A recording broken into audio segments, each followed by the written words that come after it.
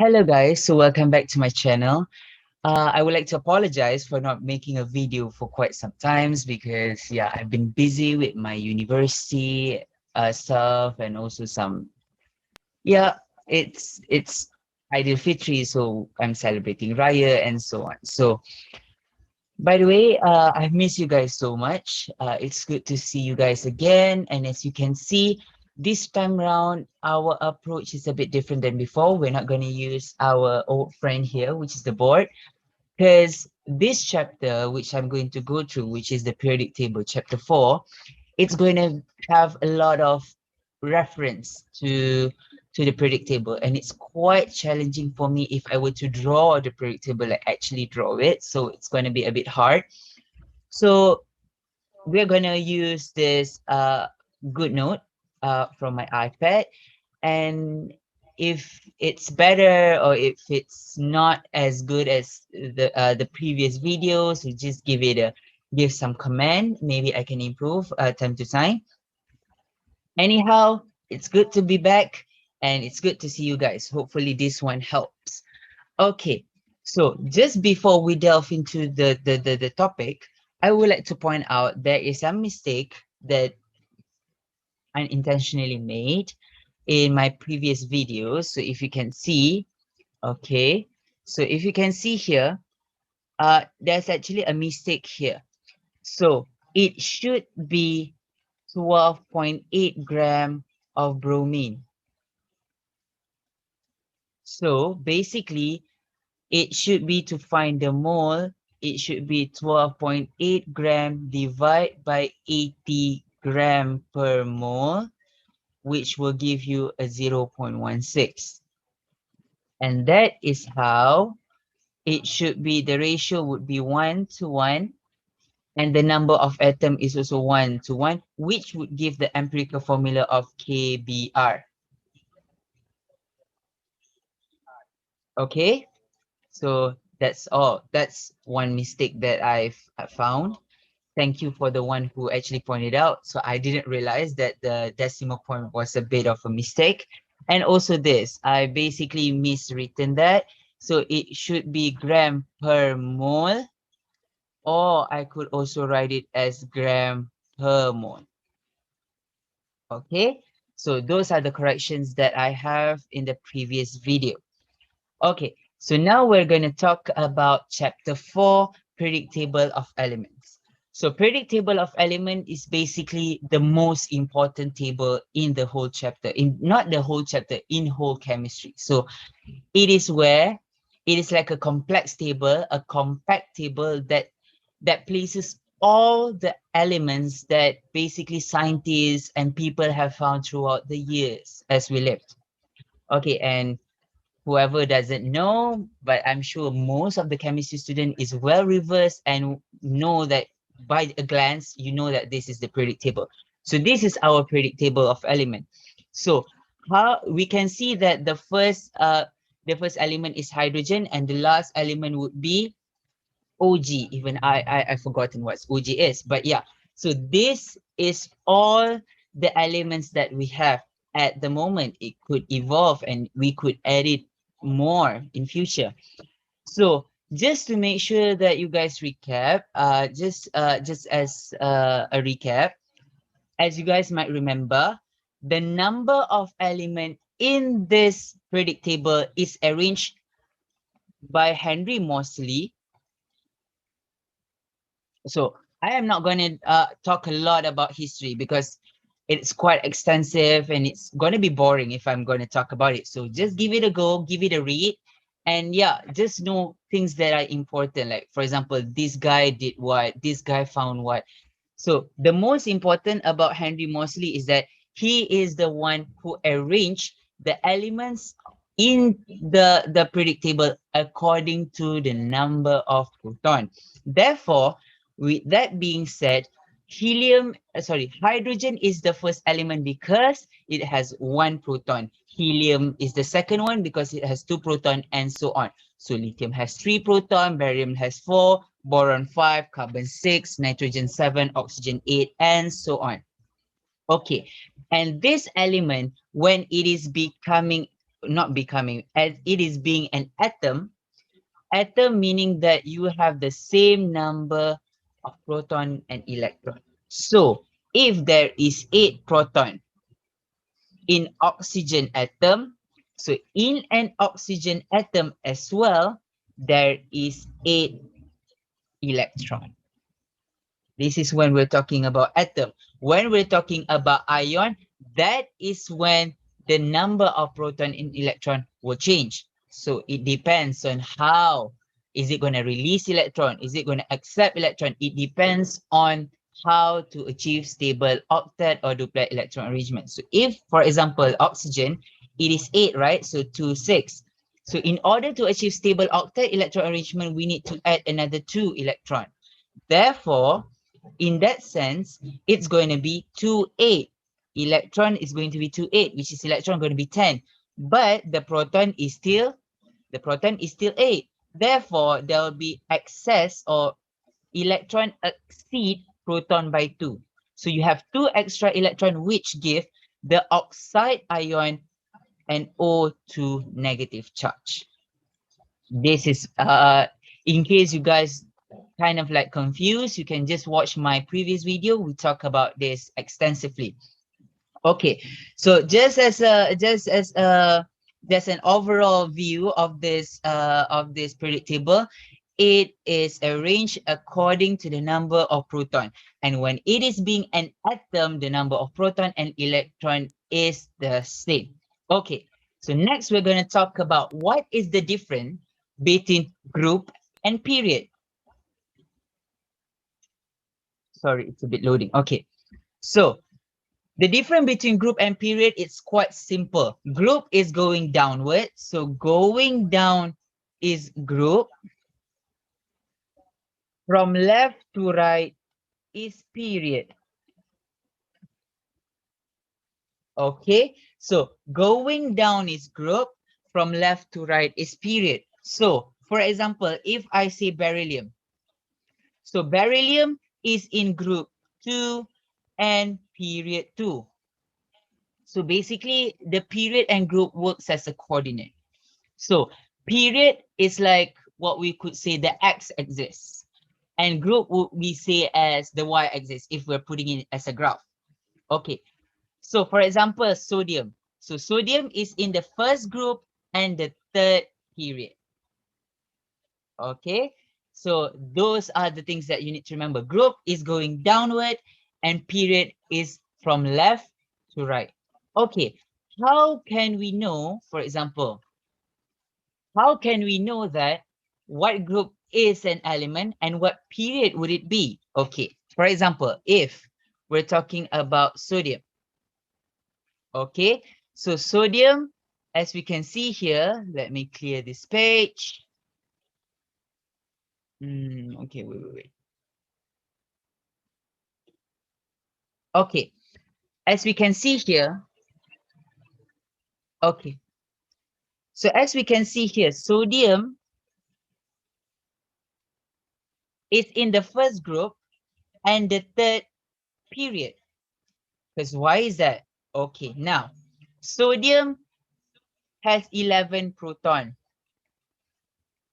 Therefore, sodium atom would have 11 proton and 11 electron.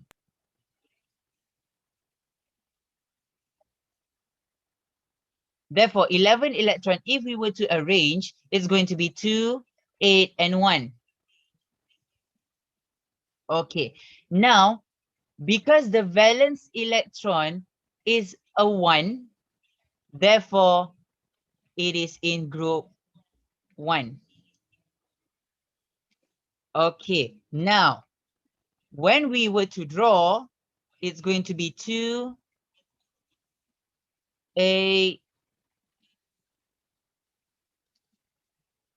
and 1. So this is sodium. Okay, so how many shells are occupied? 1 shell, 2 shell, and 3 shell. Since there is 3 shells are being occupied, it is in period number 3. Okay, so the number of group is depending on the number of valence electron. The number of period is depending on the number of shells occupied. Okay, so now, but there is an exception, not an exception, but there's another way to say it for the group. Okay, and there's a bit of a difference when the valence electron increases. Okay, if, okay, let me clear this page.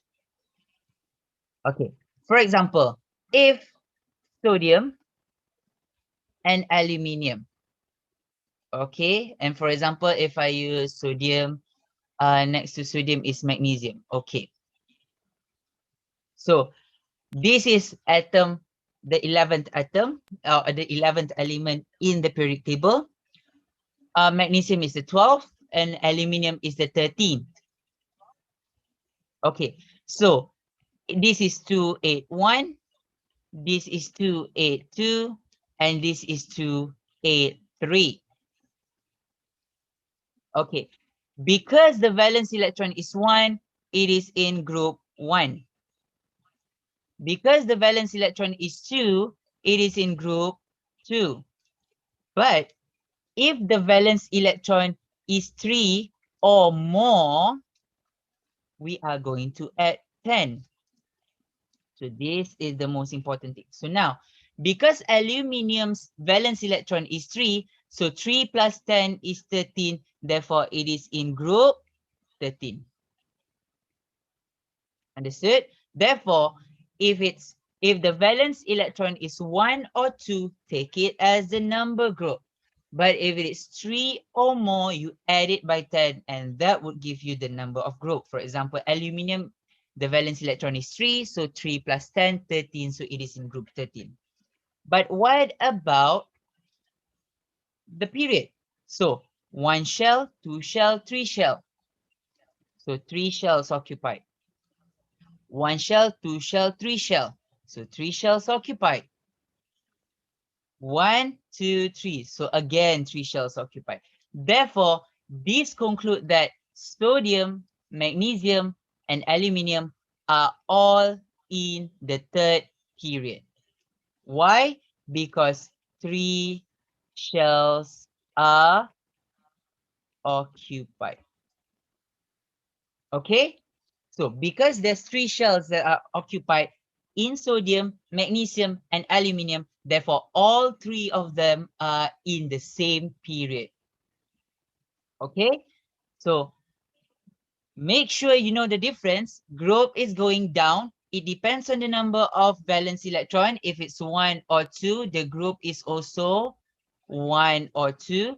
But if it's 3 or more, the group is going to be 13 until 18. So for example, if the valence is 3, it's going to be 13. If the valence is 4, it's going to be 14. If the valence is 5, 15, 16, 17, and so on, and 18. Okay? So now we're going to go through the first group that we're going to talk about. It is group 18. Okay. So in group 18, these are the things that you guys need to remember. And these are the things that you guys need to memorize. So I'll circle the things that is important that you guys need to remember. Meaning, when I say remember, it doesn't mean that you memorize. So there, for me, there's a difference where you remember and you memorize. Okay. For me, when you're able to remember, meaning you understand and you find ways to remember intuitively. So you try to find a way where you can, I knew it. I know what's going on. So that is how you score actually. So if I hashtag this, meaning this is you have no choice but to memorize. Okay, so atomic size, density, melting point, and boiling point, it's quite straightforward. It's quite interrelated to each other. Okay, let me show you. Okay, now we are going to talk about helium, neon, argon, krypton, xenon, and radon. Right? Okay, So for example, if I take helium, neon, argon, I'm just going to take these first three. So helium, the second atom, therefore there is 2 electrons. Neon, the 10th atom. Argon, the 18th atom. So if I were to write the electron arrangement, this is just going to be 2. This is going to be 2, 8. This is going to be 2, 8, 8. Okay. As a recap, 1 shell occupied. So this is the first period. 2 shells occupied. So it is in the second period. 3 shells occupied. So it is in the third period. Okay. But the difference is, what can you see here?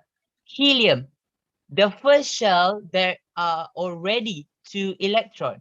Therefore, do you need to add or release any electron? Do you need to attract or release any electron to achieve stable duplet electron arrangement? No, because this is already 2 electrons. It already achieved the stable duplet electron arrangement. Therefore, you don't need to do anything. When I say don't need to do anything, this group 18 is unreactive. Or in another way, we call them as inert. Okay, so now, as we can see, this has reached octet electron arrangement. This has also reached octet electron arrangement. Therefore, there will be no reaction. It is going to be unreactive. The gases are going to be inert. And the most important thing is it exists as a monoatomic gases. Okay. For example, if helium, so meaning that this is an atom of helium, and this is an atom of helium, this is an atom of helium. If we were to like zoom, this is how we're going to see. So one atom to one atom to one atom to one atom. It is not like oxygen. For example, oxygen is O2. So it's not like O2, O2, O2. So it's not like one molecule. So it's not like one molecule to one molecule to one molecule. It's like an atom to an atom to an atom. Okay, clear? So, and this applies to all the gases in the inert gases. So from helium to radon. Okay, so when we talk about the atomic size, okay, the atomic size is quite simple. As you see, for helium, it's going to be like this. For neon, it's going to be 2 and 8.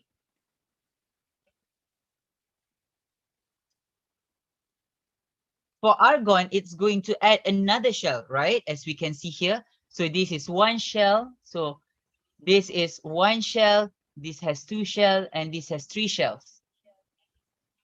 Right? Therefore, when the number of shells, so number of shells increases, automatically the atomic size increases. Therefore, when the atomic size increases, the atomic mass increases, the density increases. When the density increases, so when atomic size increases, so the clue is in the atomic size. So when the atomic size increases, the van der Waals force of attraction, or we could say, we couldn't say intermolecular force since it's not going to be between molecules and molecules because they are monoatomic. So I would say the van der Waals force of attraction also increases. Why? Because now, when the size of the atom is bigger, the tendency for them to meet each other, like to bounce to each other, is higher. So when they are able to bounce to each other, there would be interaction, right? And that shows that when the atomic size increases, the van der Waals force of attraction between these atoms could increase, which would increase the melting and boiling point. So as going down the group, the atomic size increases, the density increases, the melting and boiling point increases as the van der Waals force of attraction between the atoms, since this is a monoatomic gas, increases. Okay. Okay, so now, as I said, these are the things that you need to remember. Group 18 oxygen gas are used in oxygen tanks, are used in signboards. For example, neon, you use neon light as a source, like to produce the light in signboards or in bulbs. There are also, for example, radon, you use it as for cancer treatment. There is also a use in eye laser treatment, like for example, the LASIK. Yep. And also it also used in lighthouses and also as a form, like as a component in anesthetic. So it is not aesthetic, it's anesthetic. So it's basically Buses. Or should I say in English, Buse is in Malay. So I would say it's an or we could say what is it in a layman term of anesthetic? So it's like the medicine that make you numb. So the one that the anesthetic, or we would say the doctors use to sleep the patient during, for example, during a surgery. Yeah. So those are the uses, the common uses of group 18 gases. Okay. Now we're going to talk about group 1. Okay, group 1, it's also quite straightforward, but there is a bit of addition that we need to do. Why? Because for group 18, we know that it is inert. It is unreactive. It has reached the octet or duplet electron arrangement. It doesn't require anything or anyone to donate or to share electron with them. But unfortunately for group 1, there is reactions. Therefore, they are reactive. Okay, so and when it is said as metal, therefore when we talk about metal, it has the physical characteristic of metal. Physical characteristic of metal, it could be shiny. It has a higher melting point and boiling point. It has a high melting and boiling point. It conducts electricity well, and it has a high density.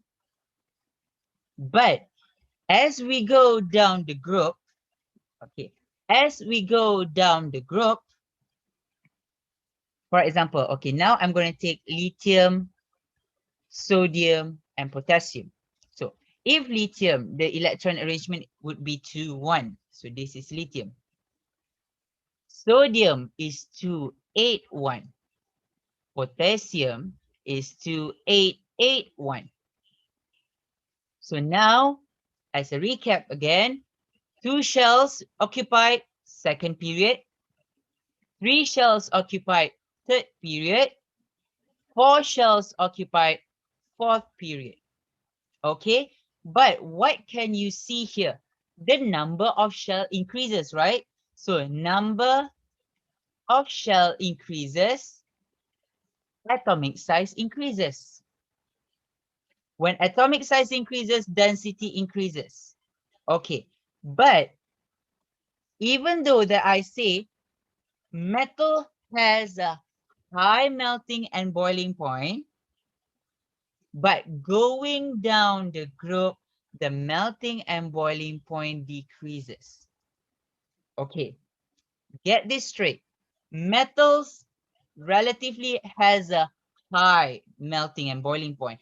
But if we're talking about this group, lithium to sodium to potassium to rubidium to kssm and francium, as you go down the group, the melting and boiling point decreases. Okay, and why is that? So as we can see, the number of shell increases. The atomic size increases. Just imagine that these black dots that I'm drawing is the nucleus. So now this is the valence shell. This is the valence shell. So the valence shell has valence electron in it. And we know to achieve stable octet or duplet electron arrangement, it may need to release an electron or accept electrons, right? In this case, since it is group 1, the valence electron is 1. Is it easier to release 1 or to accept another 7 to achieve stable electron arrangement? Of course, we are going to release 1 because that's the easiest way to do it. Okay, therefore, since the valence electron is 1, it is easier to release electron. As the distance between the valence electron to the nucleus is further, therefore the attraction of proton to the valence electron, when it is further, it's going to be weaker, right? For example, if I were to say, I'm standing here and I'm reaching, like for example, I'm reaching the screen of my laptop, it's easy.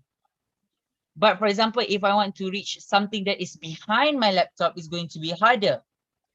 And if I were to take to reach for something that is even behind, it's going to be even more further. So as the distance increases, the ability for the nucleus to actually have an attraction, or the force of attraction from the nucleus to that valence electron, as the distance increases, it becomes weaker. Therefore, when the force of attraction from the nucleus to the valence electron is weaker, therefore, the ability to release electron, it's easier. So when the size of the atom increases, the distance between the nucleus and the valence electron increases, causing an easier release of electron. An easier release of electron, meaning that there is not much of energy that is required for us to release that electron. Therefore, the melting and boiling point is going to be lower as we go down the group. Okay? Hopefully you guys can understand that. Okay. And now we're going to talk about the reactivity. Okay. Just going to recap for a bit. So for example, sodium, it is 2,1. So, sorry. This should be lithium, not sodium. Okay. For lithium, it is 2,1. For sodium, it is 2. Sorry for my terrible drawing. So 281. And for potassium is going to be 281.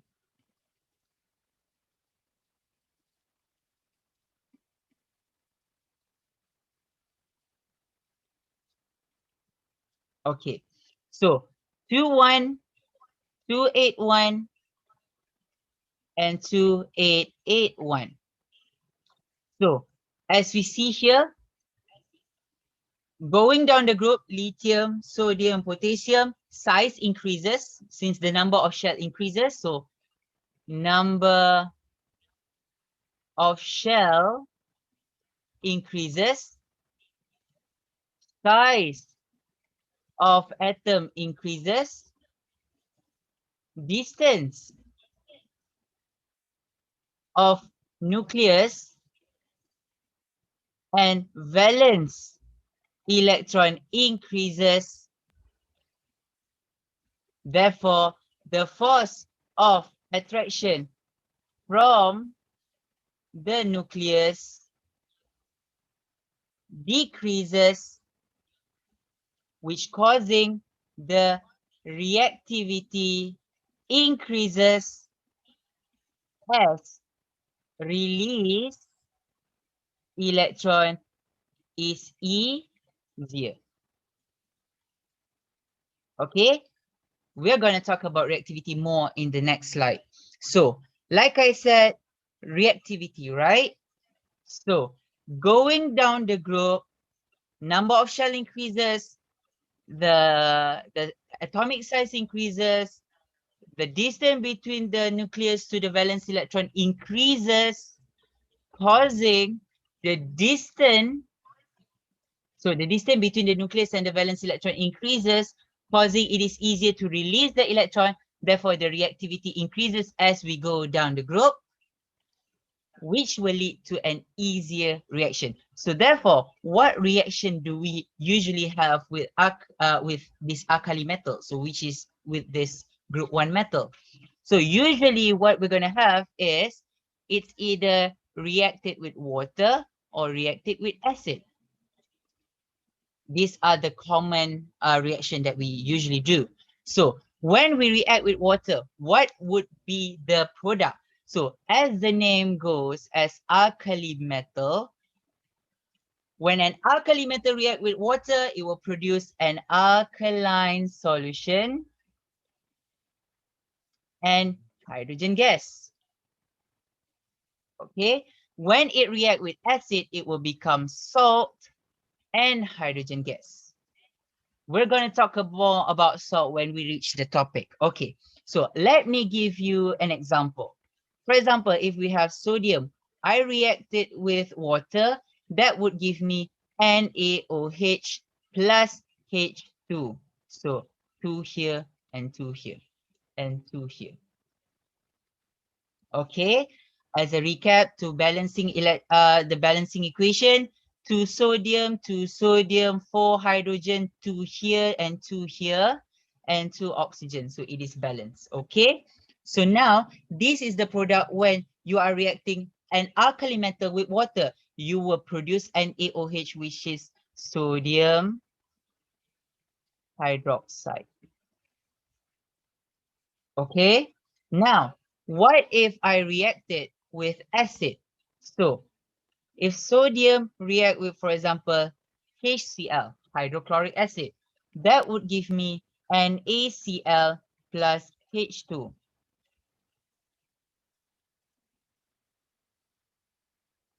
Okay, so this is the metal, this is the acid, this is the salt, which is sodium chloride, and this is the hydrogen gas.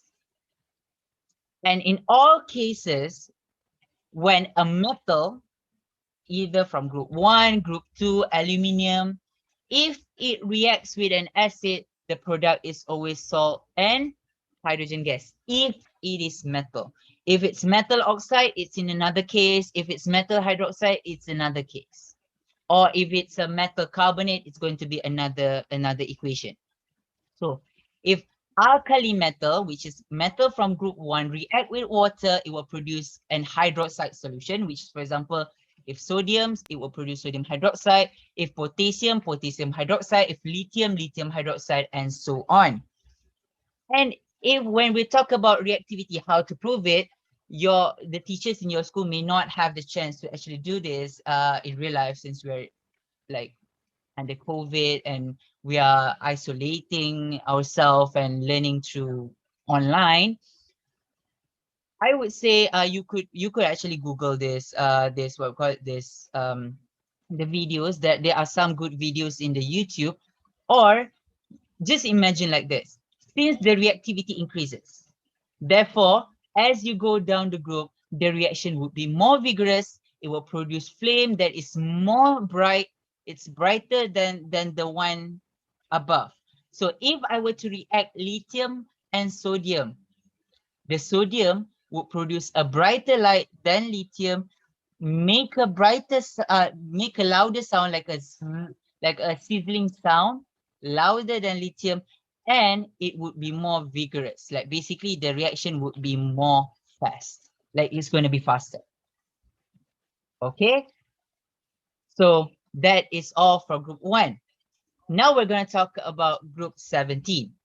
So for group 17, it's a bit what we call it, it's a bit opposite. It's a bit of the opposite. The rest is quite the same. The atomic size, density, melting and boiling point, it's quite there. It's quite similar to group 18, as we say, but since it has a reactivity, that is when the case is going to be a bit different.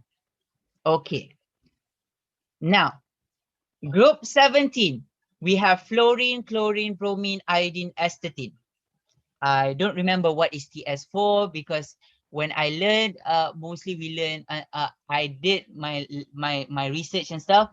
We mostly learn anti-astatine, so it's kind of slipped off my mind what is TS. But yeah, you guys can actually Google it, and I will also Google it later. But yeah, so the common thing is when it is in group 17, the valence electron is equal to 7, right? Okay, fluorine to 7, chlorine to 8, 7, the electron arrangement, yeah? And bromine, so on. But we don't, okay, for example, bromine, something, it's going to be 7. Iodine, it's going to be a longer, still 7. So the valence electron, it's going to be 7 throughout the group. As what we can see here, for fluorine, we have 2 shells occupied, so second period. For chlorine, we have 3 shells occupied, so third period. And bromine, we may have, for bromine, for example, we may have a bigger size since it is in the fourth period, so it could have four shells occupied, and so on. So just that, why do we not cover much about bromine and iodine? Because to show the bromine and iodine, it's a bit out of the syllabus, and because they are, these atoms are not able to be shown in this octet rule. It has a rule that is quite complex, that which you guys are going to learn in future if you guys are taking chemistry. So it's something that we call as orbital. So it's a bit more complicated than I can talk about here. So enough, just so you know that it is group 17, the valence electron is 7. And as we go down the group, the number of shell increases. The number of shell increases, atomic size increases, the density increases, the boiling and melting point increases as well. Why? Because like I said, when atomic size increases, the van der Waals force of attraction increases as well. So atomic size increases, van der Waals force of attraction increases, the melting and boiling point increases. If you guys are wondering what is van der Waals force of attraction, so we can just regard van der Waals force of attraction as something that we call as intermolecular force as well. Like I said just now, when the size of atom is bigger, so this group 17 is not like group 18. It's not a monoatomic gas. When they exist as gas, they are going to exist as a diatomic. So we are going to see F2, Cl2, Br2, I2, and so on. We are never going to just see F floating around. It is always a pair of F, a pair of Cls, a pair of Brs, and a pair of Is.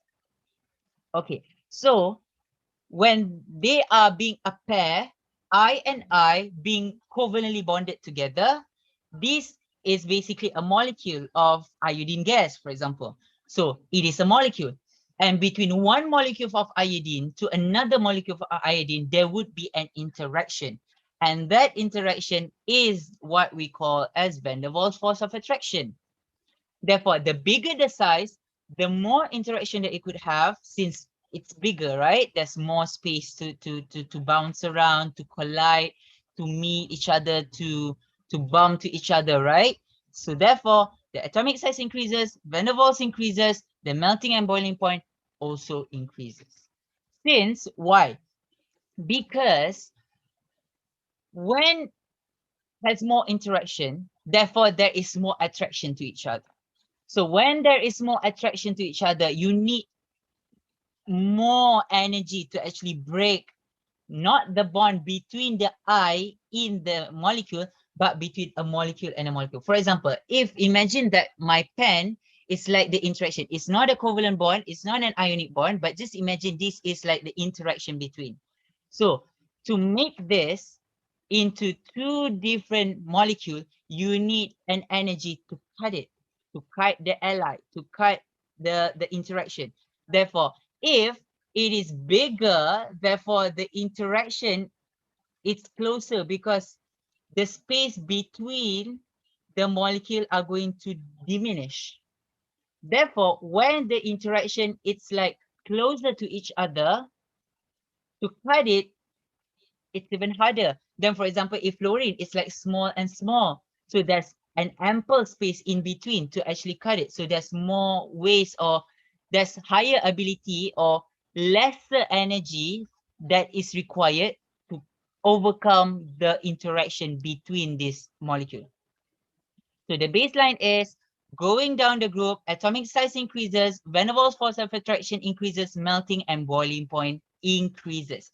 And what is the physical state?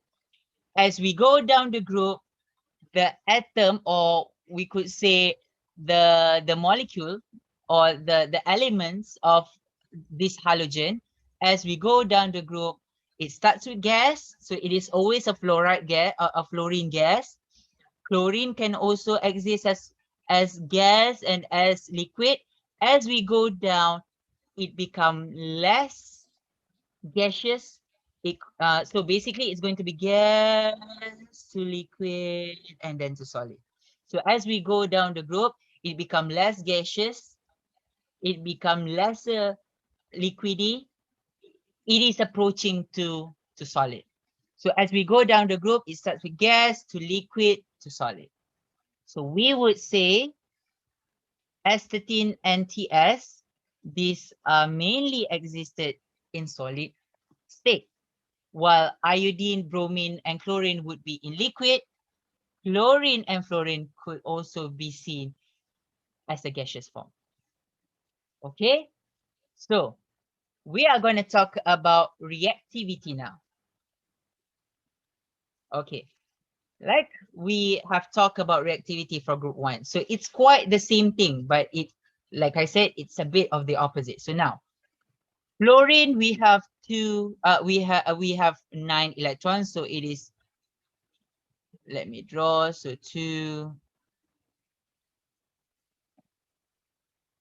7. So this is fluorine. I'm just going to draw 2.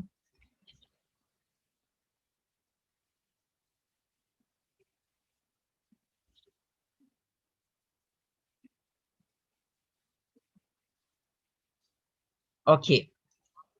Going down the group, number of shell increases, size increases,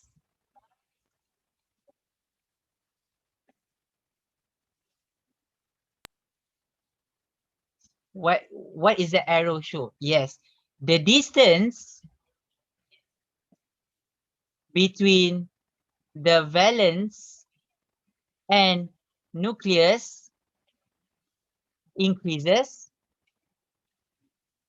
So now, when the distance increases, remember, our valence electron is now 7. It's no longer 1. In group 1, there's only 1 valence electron. In group 17, there is 7 valence electron. Therefore, in order to achieve stable octet electron arrangement, you need to add 1 electron.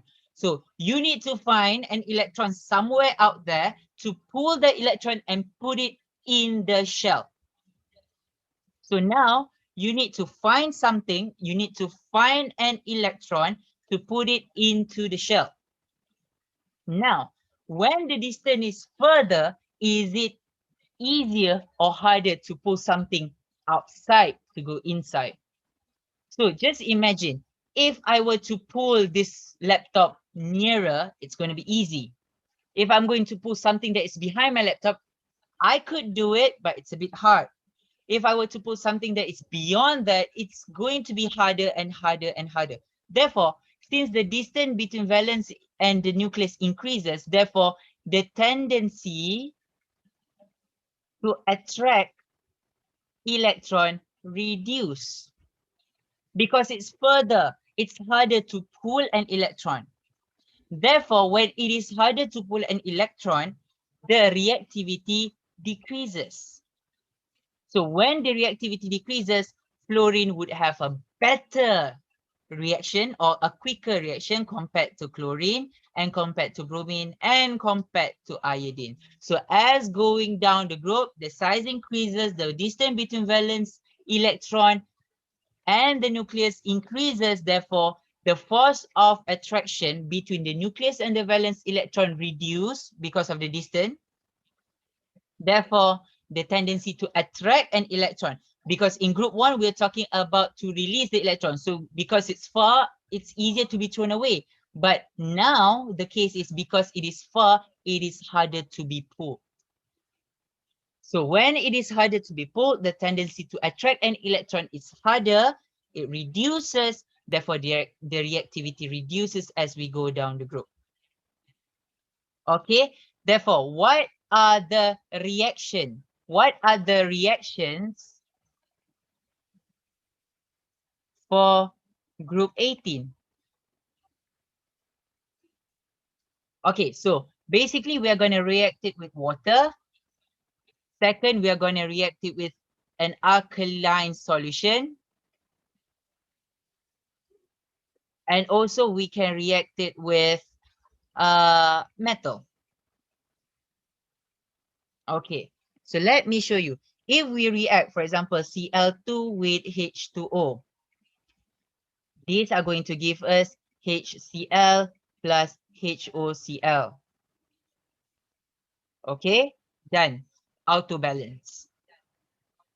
Okay, so this is, as all of you guys know, this is hydrochloric acid.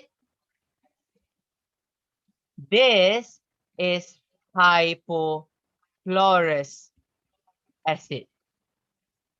So this is a bleaching agent. As you guys may know, people in Malaysia, we call this Clorox. Yes, these are one of the component of Clorox, which is bleaching. Okay, so this is what happened when you react a group 8 halogen. Group 18. Why did I write group 18? Sorry, it's group 17. So group 17 is, we call them as halogens. So when we react group 17 halogen with water, you will get an acid and a hypochlorous acid. So it depends, because now I'm using chlorine, so it is hydrochloric acid and hypochlorous acid. So if I'm using bromine, it's going to be hydrobromic and hypobromous. Okay, if I'm using iodine, it's going to be hydroiodic and hypoiodous acid. Yeah, and still the end product here, which is the chlorus or the bromous or the iodous, these are the bleaching agent. It has a bleaching effect. It's a bleaching property. Let me talk about now what happens if I am reacting this halogen with an alkaline solution, for example, Cl2 plus NaOH.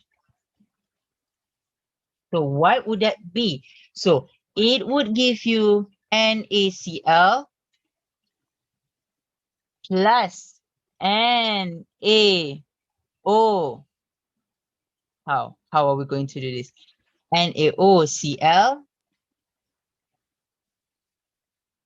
Okay.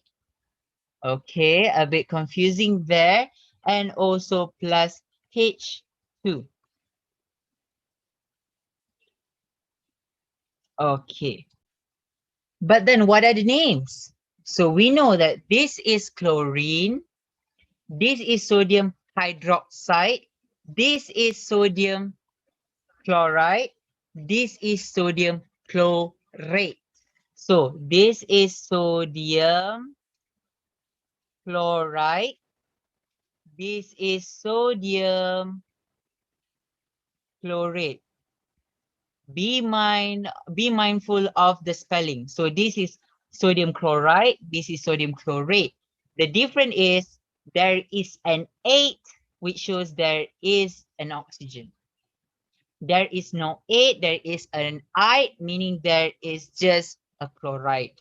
So this is Na plus and Cl negative, while this could have the same thing, but a bit different in a way where it has an oxygen here.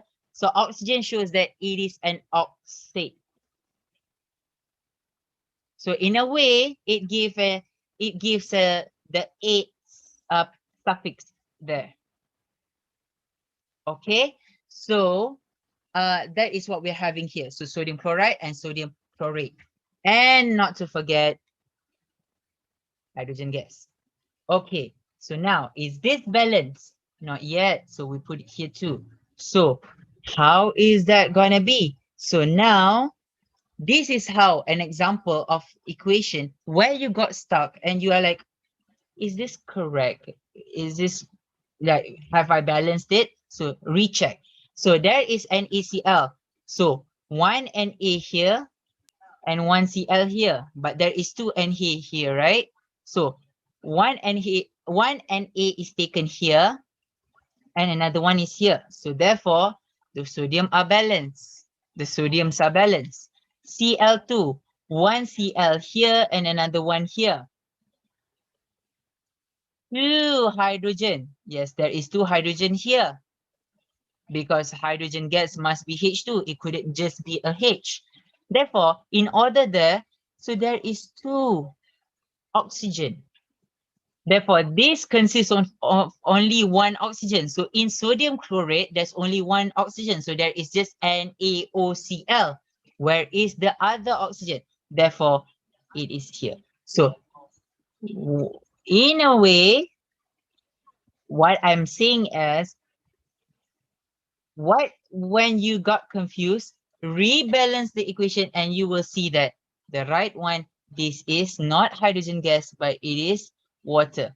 How to know that we make a mistake or is it correct or wrong? Remember, if metal is reacting, it will produce hydrogen gas. But if it's not metal, usually, most predominantly, there will be water.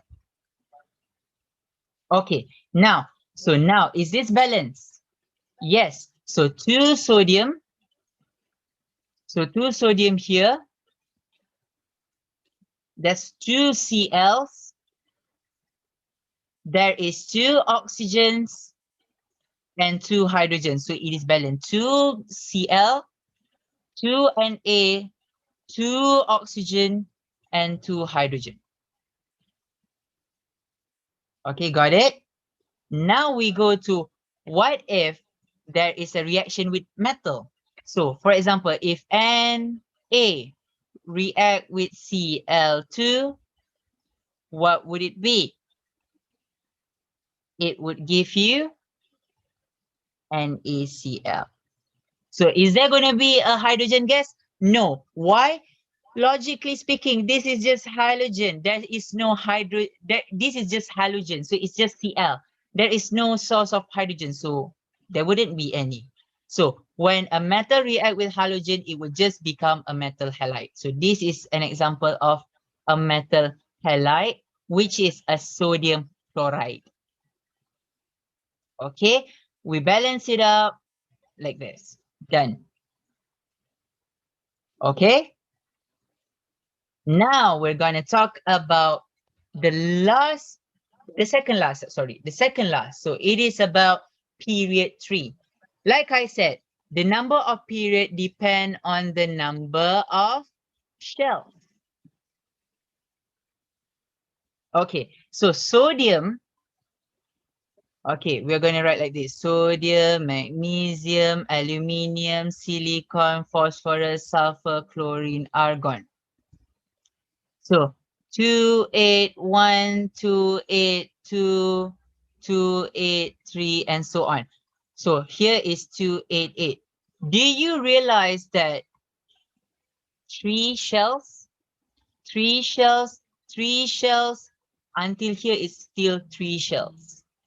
Therefore, because each and every atom in this period has 3 occupied shells, therefore that is why they are in the same third period. Okay, now we are going to talk about how does it differ in terms of atomic size, in terms of electronegativity, and in terms of physical property.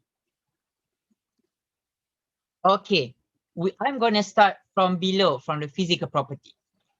Physical property okay, when we talk about period, it is always left to right. When left to right, as it go to the, from left to right, as it travels from left to right, it changes from the property of metal to non-metal. So I would say we start off with metal, and this is non-metal. So I would say the physical property of metal reduces. So the quality, or not quality, in another way we could say the property of metal, the metallic property, reduces as we travel from left to right. Okay, when I talk about metallic property, conduction of electricity, conduction of heat, and yeah, and basically how does it look? Maybe these are shiny, and the shininess reduces as we travel from left to right as well. So those are the what we call it, those are uh the physical property. Okay, and as we travel from left to right, since it is metal to non-metal, theoretically there would be a reduction. There would be a reduction in melting and boiling point, right? So, but in some books, not in some books, basically in most books, you are going to see, like, for example, the melting point would reduce, but then it would spike up a bit and then continue to reduce. And why is that? Usually this spike up is the silicon. I'm not going to talk a lot about this because it's not in the syllabus of Kssm at the moment, but we are going to talk a bit, we are going to touch a bit in the bonding section, because silicon would produce something that we call as a gigantic molecule. And a gigantic molecule is basically a molecule, like it exists. That molecule exists as a one big molecule. Therefore, if we were to melt or boil them to overcome the force of attraction, or to overcome the bond between them, actually we are trying to cut the covalent bond, which is hard. Therefore, a higher energy is required. So if I'm comparing Na, Mg, and Al, Mg would have a lower, it would have basically a lower boiling point when I compare it with sodium. So the melting point would reduce. The boiling point would reduce, but then it could spike up because of the silicon, because silicon, it usually exists as a gigantic molecule, and this gigantic molecule, it is hard to be overcome. It is hard to be broken down. It is hard to be melted. And then we continue with phosphorus, silicon, chlorine, and so on. Okay, so yeah. What about, now we go to electronegativity. As a simple definition here, electronegativity, I would just say tendency to accept an electron. This is how I would simplify it. So electronegativity is the tendency to accept an electron. So as we go from left to right, the tendency to accept an electron increases. Why? 2, 8, 1. 2, 8, 2. Yes, going to release 1 electron, going to release 2 electron, 2, 8, 3. Going to release 3 electron, 2, 8, 4. Maybe release, maybe accept. Phosphorus 2, 8, 5. You are going to accept another 3. Sulfur 2, 8, 6. You're going to accept another 2. And chlorine 2, 8, 7. You're going to accept another 1. What about argon? No need to tell. No need to accept. No need nothing. So it has nothing to do with electronegativity. Why? Because it's not going to accept anything. So if we were talking about the tendency to accept electron from left to right, the electronegativity increases. The tendency to accept increases. Because why? when we go from left to right, the number of electrons that we are accepting, it's lesser. Therefore, it is easier, right? And from left to right, the number of electrons that we are releasing as well, it's increasing up to aluminium. For example, to release 1, it's easier than to release 2. It's easier than to release 3. And why is that? Now we're going to talk about the atomic size. So what about the atomic size? It has something to do with the chemical property. Okay, now we have 11 proton, 12 proton, 13 proton, 14 proton, 15, 16, 17, 18. What do you see? As we go from left to right, the number of proton increases. And where does proton situated? In the nucleus. And what is the charge of proton? Positive. What is the charge of electron? Negative. Therefore, the positive charge from the proton in the nucleus, as the number of proton increases, therefore the force of attraction from the nucleus would also increase. Okay, let me repeat. So the number of proton in the nucleus increases, therefore the force of attraction of the nucleus to the valence electron increases. Since the number of proton increases, therefore the force of attraction increases. The static increases. So you have more proton now. So more proton are able to attract more electron nearer. Therefore, as we go from left to right, the atomic size reduces. Okay, therefore the atomic size reduces. I repeat, the number of protons from left to right increases, therefore the force of attraction from the nucleus increases, causing the atomic size to reduce, which will make it easier to accept an electron, increasing the electronegativity, increasing the chemical property. But now, what is the chemical property? So the chemical property, when I say increasing the chemical property, it could be increasing the reaction. But it's not as like black and white. It's like, okay, sodium has a higher reaction. No, I cannot say like sodium has a higher reaction than magnesium. It's not correct to say that. I would say the chemical property in a way, how they would react and what would they produce. Okay, like we see just now, when sodium reacts with water, you will produce an alkaline solution. If magnesium produced with water, it will produce an alkaline solution as well, because group 1 is alkali metal, group 2 is alkali earth metal. So the alkali name is still there, it will still produce an alkaline solution. So for example, if for example I'm burning, so I did a combustion, I burned sodium in oxygen.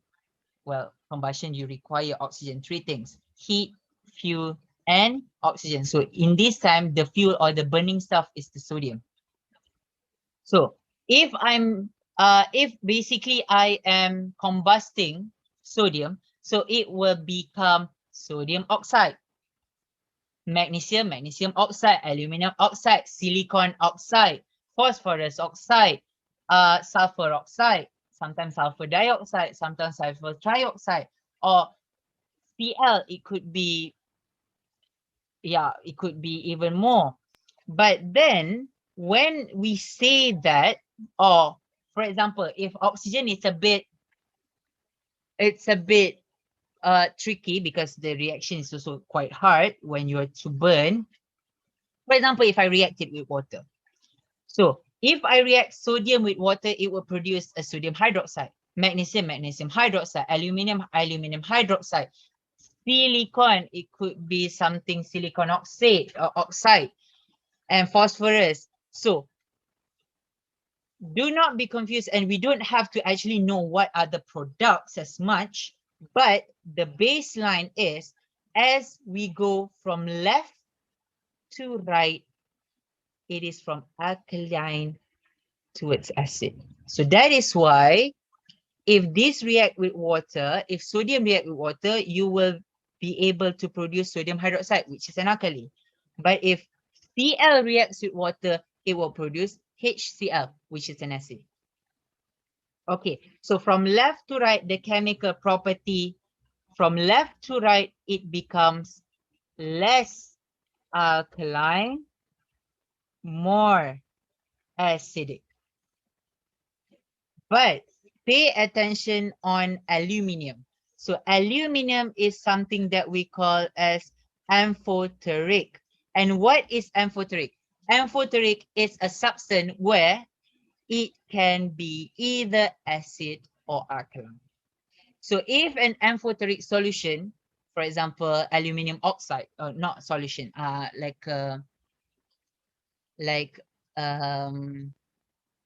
oxide, metal oxide, yeah, like a compound, sorry, the word is compound. So if an aluminium oxide, I react it with sodium hydroxide, so that aluminium oxide will act as the acid. But if aluminium oxide is reacted with hydrochloric acid, aluminium oxide will take the responsibility as an alkali. So amphoteric, meaning that you can be either alkaline or acid, depending on what you are reacting. So if aluminium compound is reacted with an alkaline, it will become acid. If it react with an acid, it will become alkaline. Okay, so that is what amphoteric is all about. So now we have talked a lot about size and reactivity and stuff. So I give you a hint and a short way to remember. Put up your left hand. Okay, so put it in front of your face. So you can see going down is always going down the group, right? So going down the group, the size of your hand increases, right? Therefore, going down the group, the atomic size increases. Invert. Change it like this. So from left to right, or maybe in your side, it could be another way around, I'm not sure. But just look at your, just put it like you do a selfie. So from left to right, as you can see, the size of your hand reduces, right? From the palm to the tip of your middle finger. So as you go from left to right, the atomic size reduce. That is how I remember it, and I would share to you guys, that is how you should remember it as well.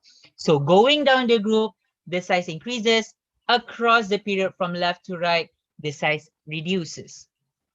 Okay, this is the last subtopic, which is metalloid and transition element. Okay, now, what is a metalloid? Metalloid has another name that we call as a semi-metal.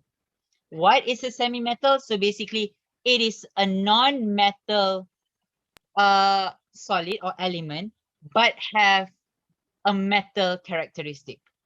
Okay, for example, this, the one that I've circled there. Okay, for example, silicon, germanium. Okay, for example, those two are like the famous one. So these two, for example, silicon are usually used as a semiconductor, or sometimes if you are using phone. So basically in your phone, the charger, the charging port inside, or we call it as a battery. I'm not sure. I'm not good in technology, but I would say the component in it, the conductor in it, is made out of silicon. Why? One thing is silicon, like I said, it can withstand a higher temperature because the melting and boiling point is very high. So why is this semi-metal being used? So it is a non-metal. Like we say, silicon is not a metal, but it has a metal property, whereas being a semiconductor, why is it a semiconductor? It will not conduct electricity when it is cooled down usually, or it could conduct electricity, but not as effective, but the efficacy in conduction of electricity increases when the temperature increases. So when, for example, when we charge our phone, it feels hotter, right? So when it feels hotter, meaning that this component here are conducting the electricity to all parts of your phone. Yeah. If you were to ask me like how it works, I'm not good in those technology and stuff, but I would say one of the most prominent use is the semiconductor. The metalloid, why do we call it as a semi-metal? Because it is a non-metal that has a metallic property, which is conduction of electricity. So now we're going to talk about transition element.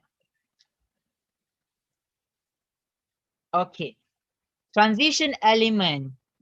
This is going to be a bit complex if we were to go in depth. But I would just say these are the things that you guys need to memorize. So it has shiny surfaces. Why? I'll tell you later.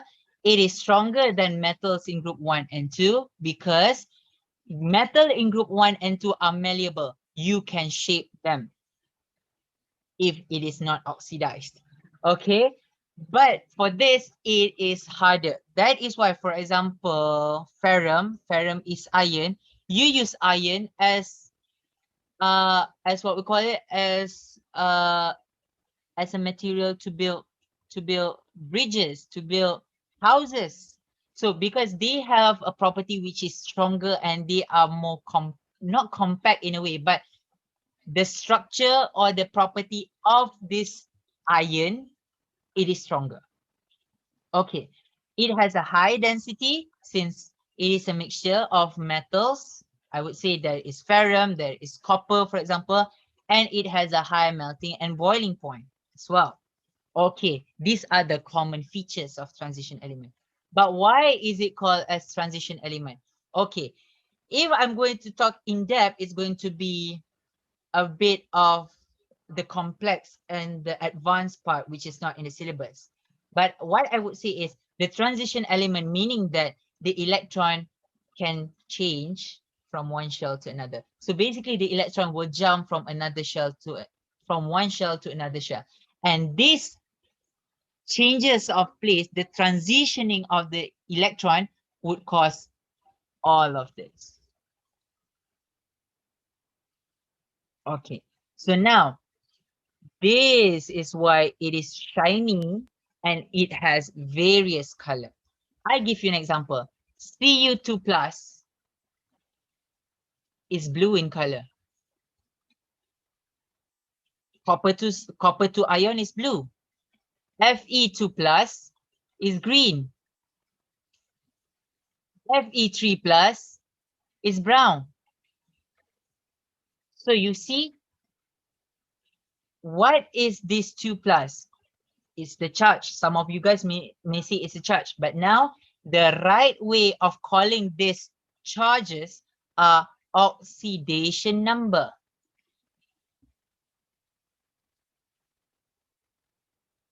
Okay, so for example, for ferrum itself, there is two most prominent, like usually we're going to see it as these two. So it could be either Fe2 plus or it could be Fe3 plus. Okay, so now being a transition element enables this atom to have two oxidation number. For example, manganese. Mn can be Mn7 plus, Mn can be Mn5 plus, Mn3 plus, Mn4 plus, Mn6 plus. So it can have various number of oxidation. So it has more than one oxidation number. And with that being said, each oxidation number will give a different color. And when it can exist as various oxidation number, it can form complex ion, and being a complex ion enable it to become a catalyst. Okay, so it is interrelated. So having more than one oxidation number enable to have various color, and having more than one oxidation number can help in forming complex ions, like you can see here, potassium hexacyanophyrate. Okay, so, and being a complex ion enables this to become a catalyst. For example, what is the most famous catalyst do we have? So for example, we can use, we can use ferrum. Ferrum in what? As a catalyst in Haber process. Haber process produces ammonia. Okay, vanadium 5 oxide. Vanadium 5 oxide is a catalyst in contact process. And contact process produces sulfuric acid. Okay, PD, palladium, PT, platinum, Ni, nickel. These three are usually used in hydrogenation of alkene. This we are going to talk more in Form 5.